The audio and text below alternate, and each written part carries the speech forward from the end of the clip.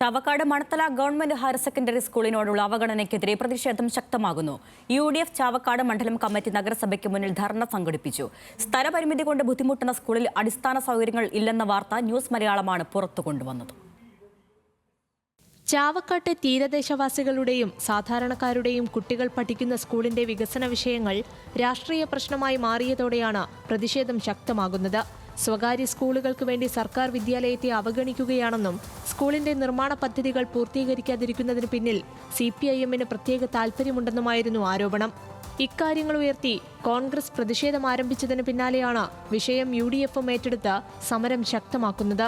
ചാവക്കാട് നഗരസഭയ്ക്ക് കീഴിൽ പ്രവർത്തിക്കുന്ന സ്കൂളിന്റെ PTA പ്രസിഡന്റ് നഗരസഭയുടെ വൈസ് ചെയർമാനാണ്. അനുകൂല സാഹചര്യങ്ങൾ ഏറെയുള്ളപ്പോഴും 6 വർഷത്തിലേറെയായി സ്കൂളിന്റെ വികസന പദ്ധതികൾ മുടങ്ങിക്കിടക്കുന്നു.